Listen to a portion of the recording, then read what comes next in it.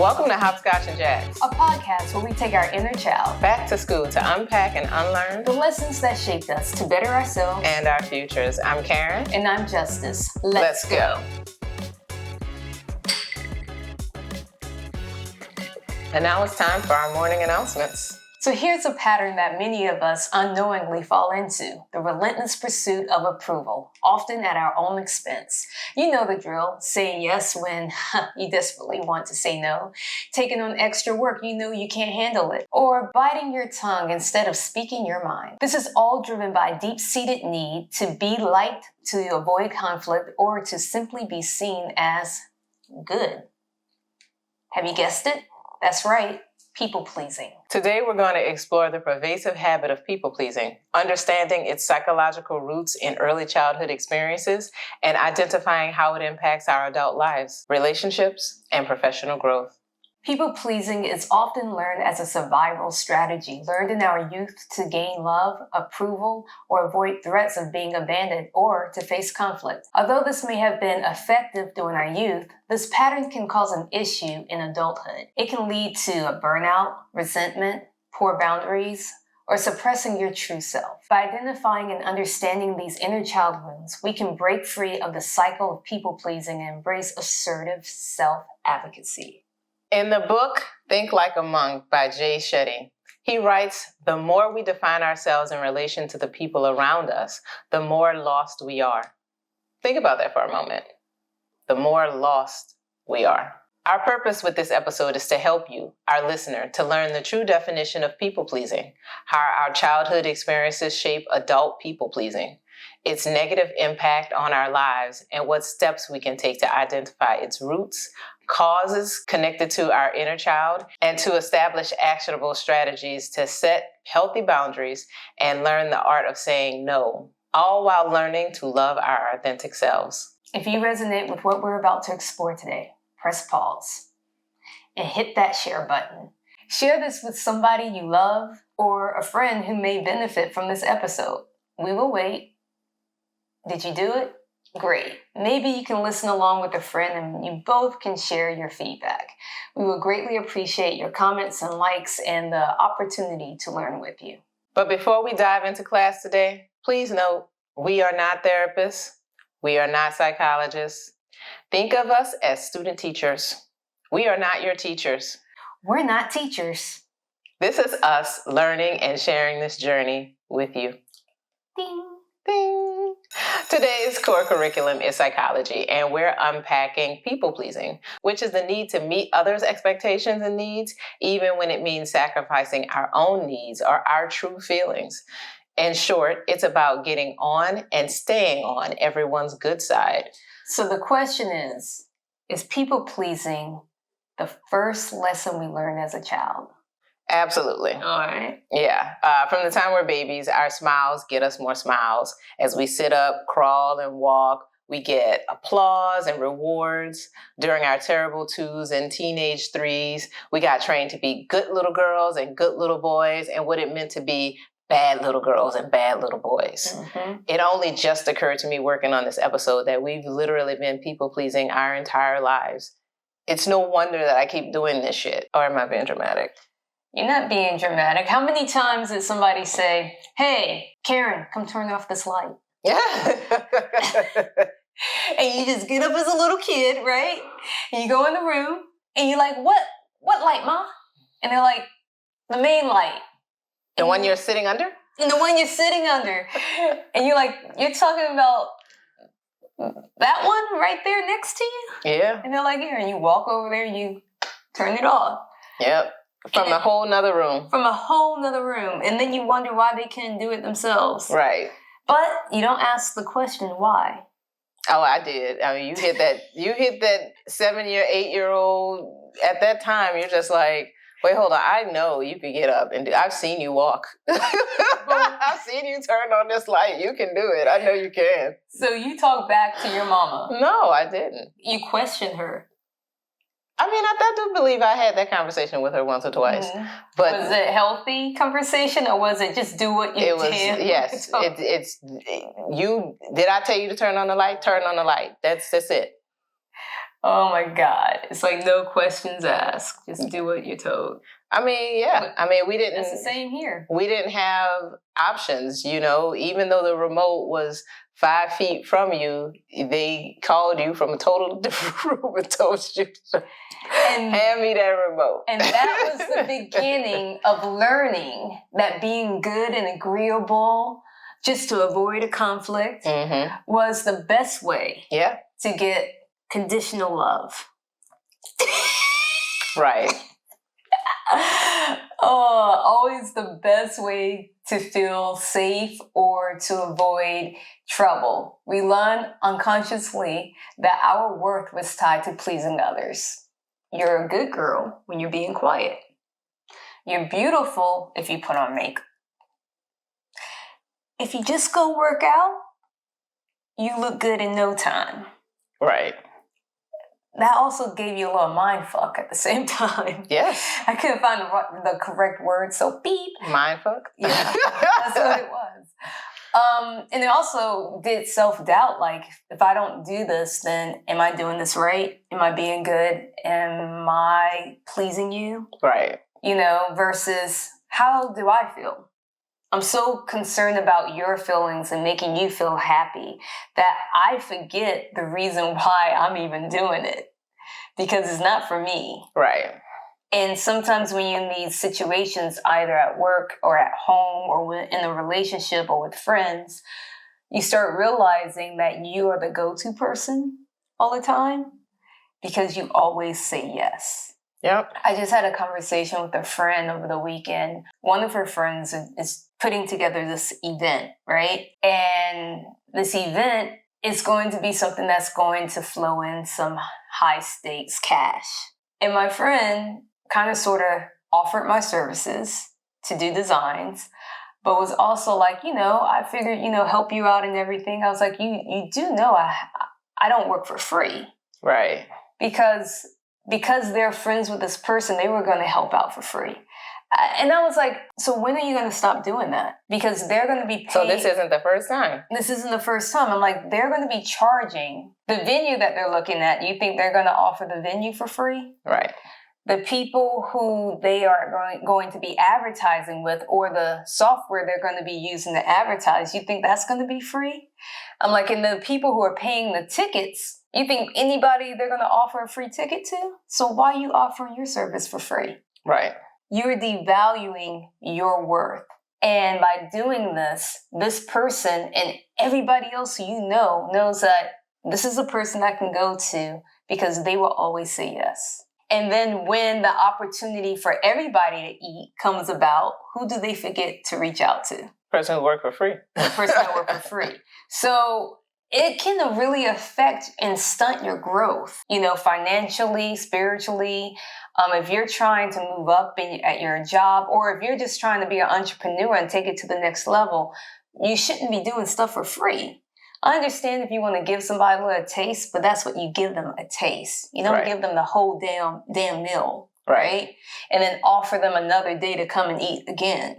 Right. I think these are the things that we should, you know, think about when we're saying yes and we're people pleasing. Sometimes you're just being taken advantage of. Yeah. And that's not cool. So just a thought, because at the end of the day, if you continue to respond to how your inner child has been conditioned to respond over these years, you're now basing your value on what it takes to make other people happy. I resonate with what you're sharing about working with folks, and I work in Hollywood, so I've absolutely been volunteered to work for free. You know, maybe Karen will be able to volunteer a day on set or something like that.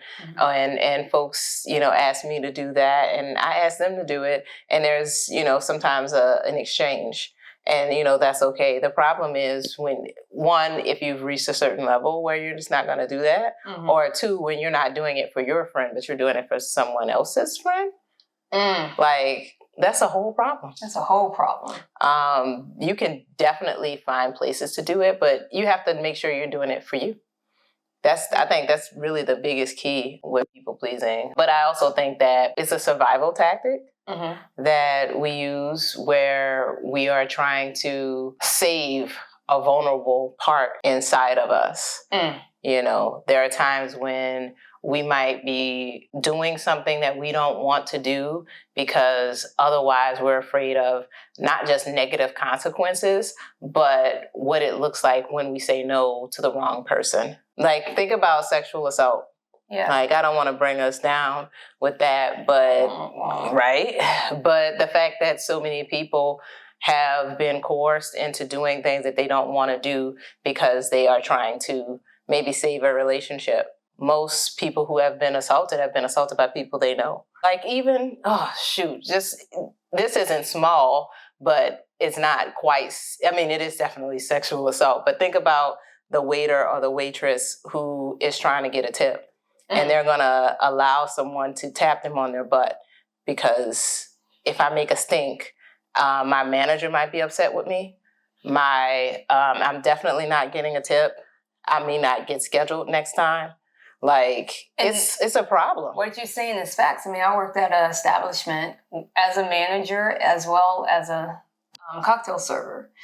And in both instances, I would get hit on by our top client, and they would spend money. And I remember as a manager, the owner was just like, you know, they're drunk, you know, they spend good money, just put on a smile and you go with it.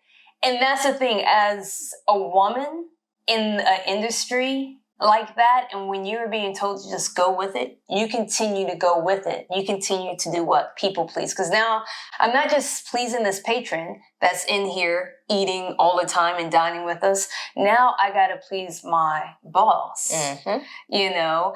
And the sad thing about it is that you have these young girls who are working as hostess or servers, and they're seeing a grown woman being treated like this and being told to accept it. And here I am accepting it. Yep.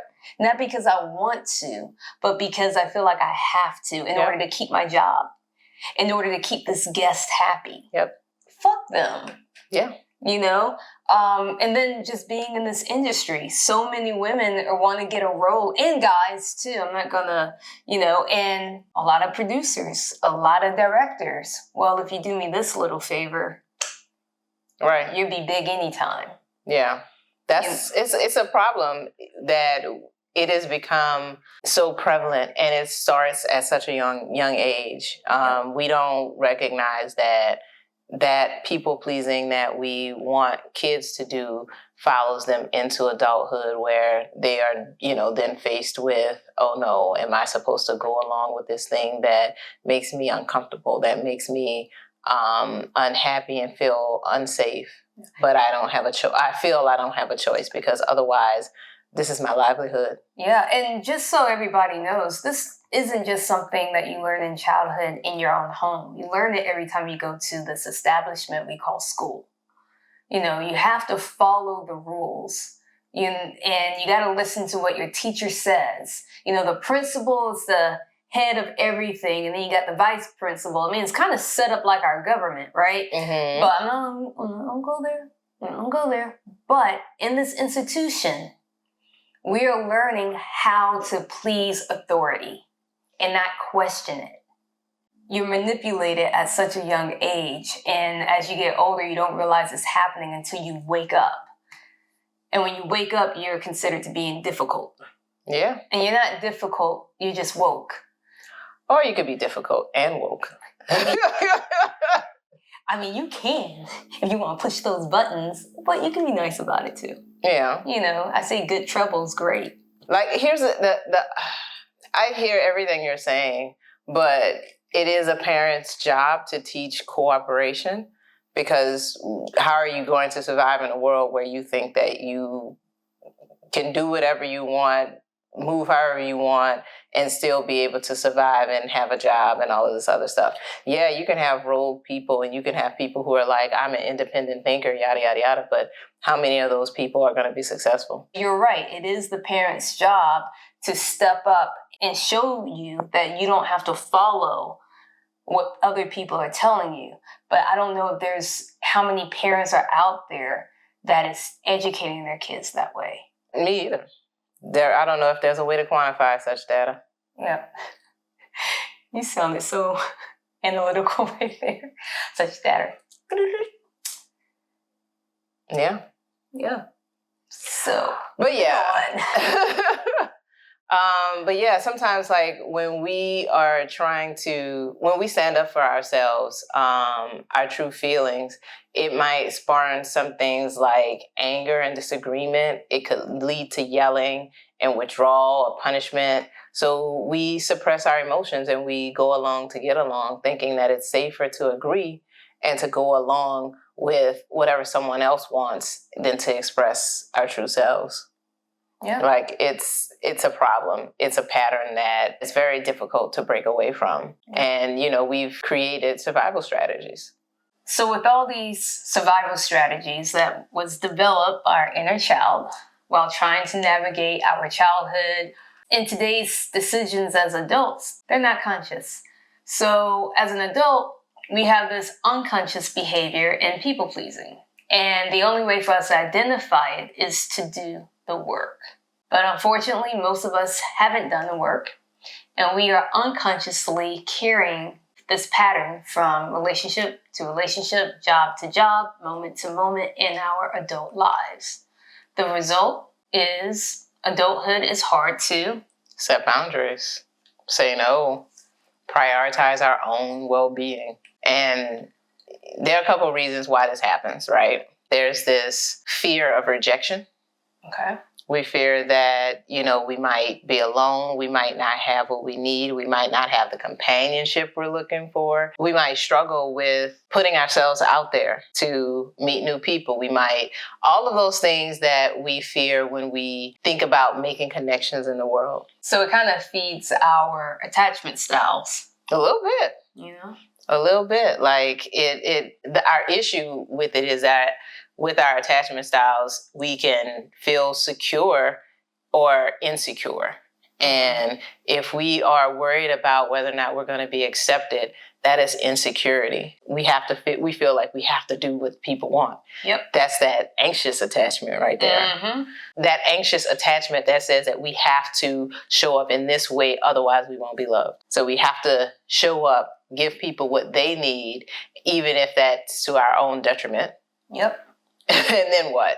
And if we're feeling that rejection and not living up to what the expectations this other person has for you, we can put ourselves in these vulnerable moments. You kind of touched on it earlier, where we are in a situation where we are facing physical abuse. At times, in order to please the abuser, we begin to side with the abuser and go with the flow. And a lot of people might say, well, you know how to say no, why do you say no? But sometimes you get in your head so much that you don't know how to say no, because you know it's going to end with the backhand. You know it's going to end with, if you're into material things, then taking your card away. Yeah. You know it's going to end with, you might not get that job that they promised you. People in power tend to do this a lot, and they take advantage of those who are always there to please them. Yeah. I mean, you touched on something that we haven't really discussed about this, but there's the fear response. Last week, we were talking about how the freeze response is something that happens when we are afraid of something. Something else that happens is the fawn response. And, that's also a thing that when you're a people pleaser, and, you might be facing a situation that could possibly get violent. One of those responses is to fawn. And that's literally means to give that person what they need, what they want. And, a lot of times, especially in cases of where there's a power dynamic, we are often fawning. Yeah. Yes, I'll do what you need. I'll do what you want. Even something that could feel innocuous, like when you're at work and they offer you something, they volunteer. Put a carrot in front of you. They volunteer you for something. They say, hey, we need you to do this. We need you to take on this new project. Oh, but I have too many projects. I'm a little too busy right now. I can't take on this new project. Well, this is a small project. You could take this small project, right? Or we give it to somebody else. And then you get the next one. And then you don't know how big that one's going to be. So you might as well take this one because, it's probably the best thing for you. And I'm doing this to help you, or, this is going to look really good if you do this. And, if you're able to pull this off, oh my God, the higher ups are going to know about it. It's going to help you do this. It's going to help you get here. And it's just like, I'm overwhelmed. I'm overworked. I don't have the energy to do all of this. But if I don't do it, what's going to happen? Yeah. I have to do it. Yep. Yeah. It's mind fuck, right? It's mind fuck. And it's like that little voice from our past is still running things. Yeah. It's like, oh no, I have to do it. You're becoming scared again. You're beginning to get in that fetal position. Yeah. And you just bow down. Yeah. And you're like, okay, it's crazy. So if this is where it all comes from, right? From our youth and experiences that we've had, then what can we do about it? How can we start to heal that inner child and break free from this pattern? What's the first step we should do? We can recognize and acknowledge our tendency to people please. You know what's funny? What? I don't know if it's funny like that. It's just more. It's more funny, interesting, and not funny. Ha ha. Okay. But I've been talking about like my love languages recently, and in that conversation, I was kind of like, wait, hold on. Is my love language how I show love, which is acts of service? Is that because I grew up as a people pleaser? Like, and what I think that's exactly what it is. I think that's what happened. Thanks, Mom. Right? But not just her. Like, literally, I was the youngest in my family. And everyone was, I had an age gap between me and my closest sibling, which is 7 years. As a 7-year-old, I'm trying to get 14-year-olds to like me. Like, what am I going to do to get this 14-year-old to like me? I'm going to go make him a sandwich. I'm going to allow him to take this toy that I don't want to part with, but let him have it. If he's going to let me play his Nintendo, I have to give him my bag of chips. I mean, siblings, they're just as part as your youth experience, your childhood experiences and development. Yeah, it plays a huge role. Like, especially if you're the youngest and you want to be with the cool kids. Yeah. And you looked up to your older sibling as a cool kid. And even though they were not cool. They weren't cool. You guys weren't cool. We just didn't know any better. Yeah. You weren't cool. We have to say that, but they really were cool. I don't think they were cool. Yes, they were. Okay. When we were kids, they were cool. I mean, when we were kids, it's the point. Yeah. We didn't know no better. Yeah. As a kid, you were cool, but who's cool now? We now know.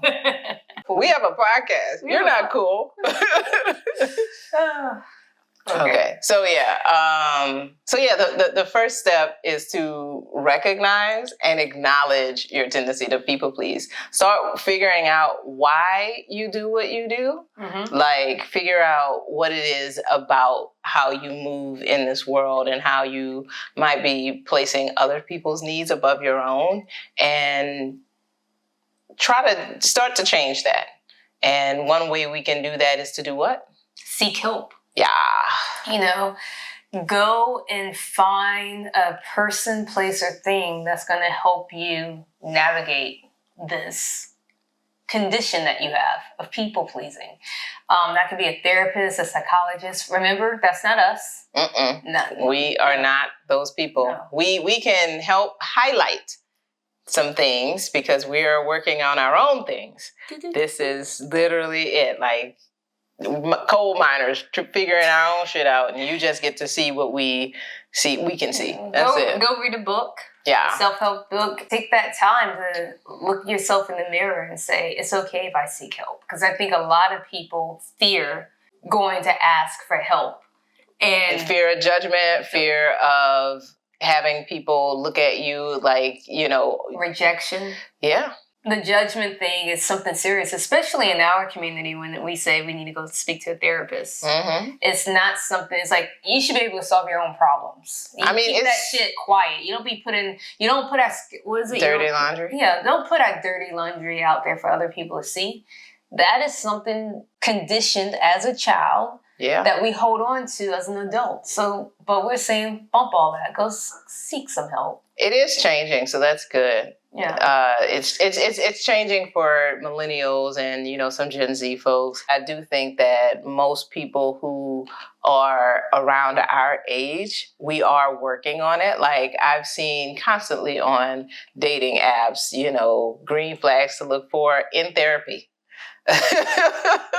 The number of therapists on the apps is crazy. Like y'all need your own therapy. Y'all need your own app. That's crazy. So I talked to somebody that said they were a therapist, mm-hmm. and they had more problems than I did. So I had to stop talking to them. Well, they say research is me search. So it was a hard conversation to have. But the point is, I'm not gonna get into it, but.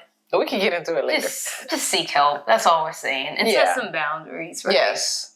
Set some boundaries and assert them.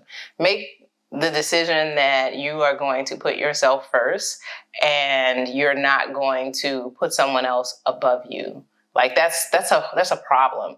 Obviously, there are times when you have to sacrifice something because there's an emergency. But if this is not out of the norm, if this is someone's pattern, or if it's whatever it is, like you make sure that you say, hey, this is not okay. Once you've made a decision that, you know, hey, I am going to prioritize myself, you make sure you communicate that and then you go forward with that. Make sure you don't apologize or over apologize. It's okay to say, you know what, hey, I can't make your birthday party, this, that, and the third thing.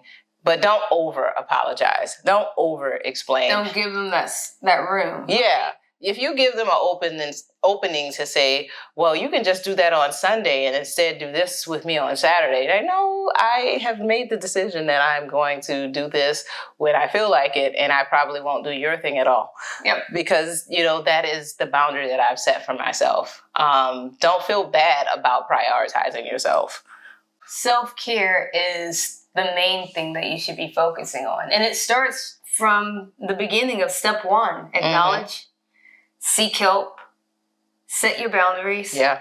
Focus on your self-care. Yeah. Sometimes we put other people's care and their needs before ours, that we forget to brush our hair, brush our teeth, wash our face. Please don't forget to brush your teeth. You know, when you start feeling better about yourself, you start looking better about yourself, and you start caring more about yourself, you know, and if you're showing that you care about yourself, other people will too. And you need to start pleasing your needs internally, physically, emotionally, however that is. Whether it's going to get your nails done, taking a nice long nap, taking a walk on the beach, or journaling or anything like that. Make sure you prioritize you first. Yeah, absolutely. You know? And that will help you build some confidence. And confidence is all we need. Yeah, that's like the umbrella to all of this. Once you recognize that you have the tendency to people please, that's the first sign that you need to build confidence. Mm-hmm. And once you start moving in that direction, you'll get more and more confident in it. There is nothing like talking to a 60-year-old woman who's been around the block or two, and she's like, absolutely not. Picks her boobies up from the floor, and she's like, okay, please don't have the boobies on the floor. Don't worry about anything. You're going to be fine. Just let them hang. Hilarity. I'm just saying.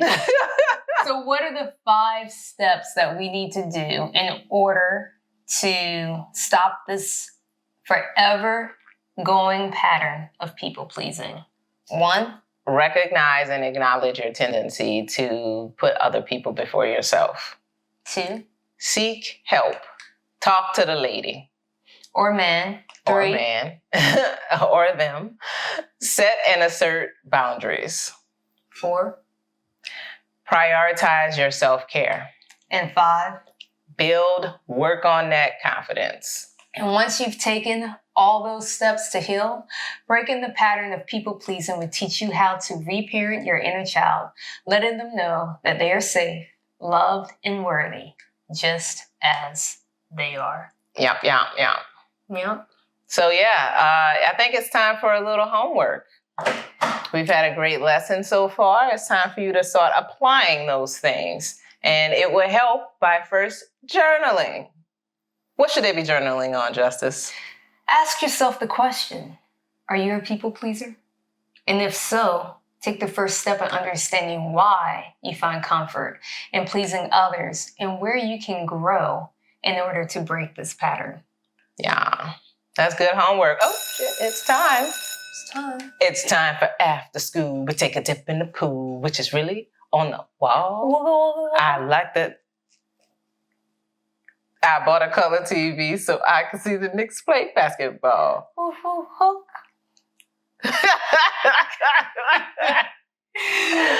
we fumbled, but it's okay. Guess what? We got back up. Let's go. Exactly. That's the whole point. That's the whole point.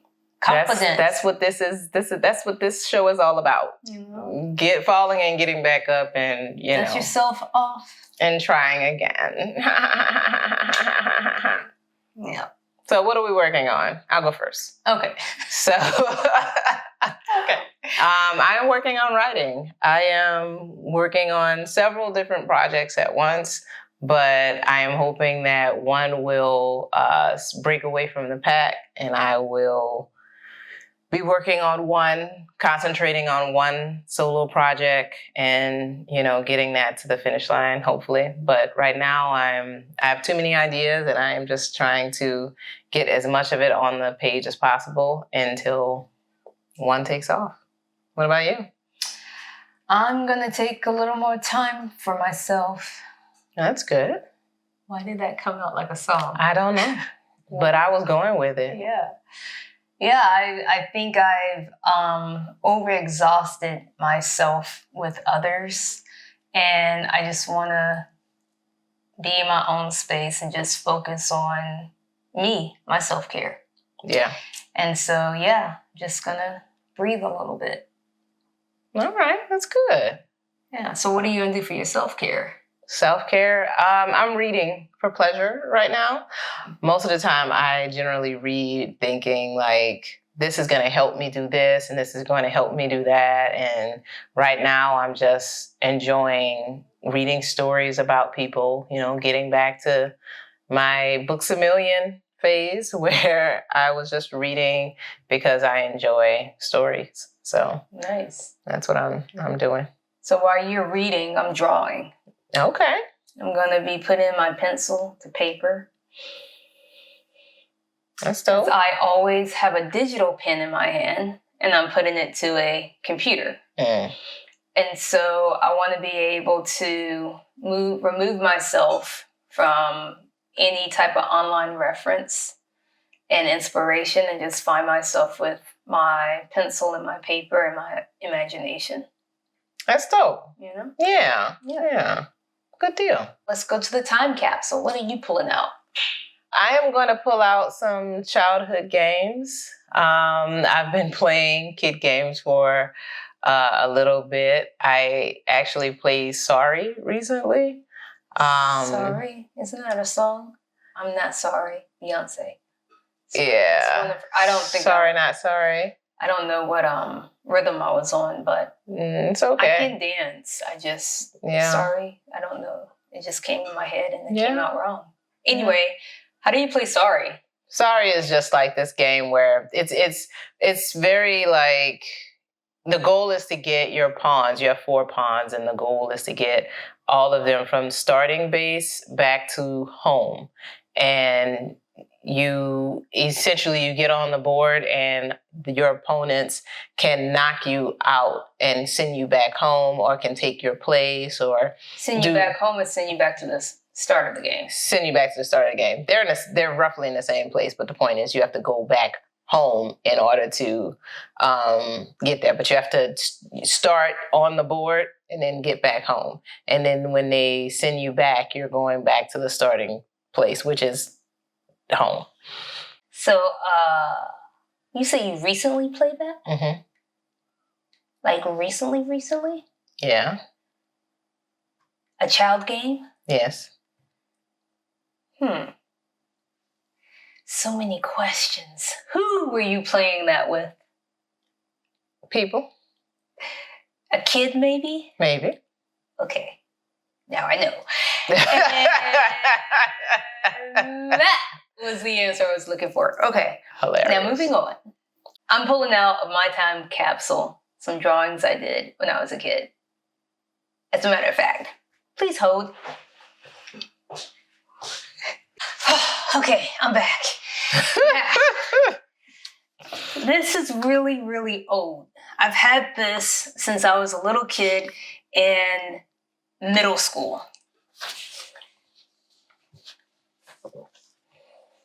I'm pulling out the time capsule, my drawing of Michael Jackson. You can't really see it, but you can see it. I can. It's a good job. Thank you. His nose was tricky. For several reasons, I'm sure. Yeah. And then I also did Janet Jackson. Yeah. That's her, right? That's awesome. I also did Prince. I'll take pictures and we can post it on the thing. Yeah. Yeah. So this is when I used to put my pencil to the paper and allow my creative mind to be creative. Of course, this came from the Purple Rain era. That's when I thought he was better looking. I love the taco meat. Yeah. This is from, stupid. This is from Janet Jackson's Janet, when she's like this and her boobs are being covered up. And then this is Michael doing his bad era. So, yeah, this is what I did as a kid, 1994. And, but I have a bunch of drawings and stuff that I've done. But yeah, that's what I literally just pulled out the time capsule. Literally. All right. I was, I did a little workout running back and forth. Yeah, she actually did. And I sat here very patiently. Yeah, she did. Thank you for being patient, friend. No doubt. All right. So now that we're done with the time capsule review, it is time for some extra credit. So for extra credit, you want to... No, you talk. So for extra credit, you want to follow us at Hopscotch-N-Jacks Pod on Instagram.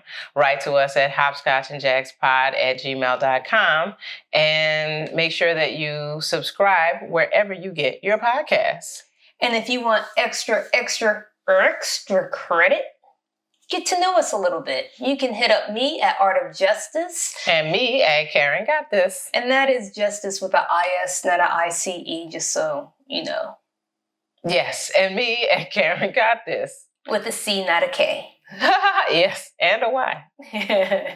All right, now make sure you share, like, follow, and comment below. Amen. Hallelujah. All right, see you next time. Deuces. Boom. Boom, boom, boom, boom. Peace up.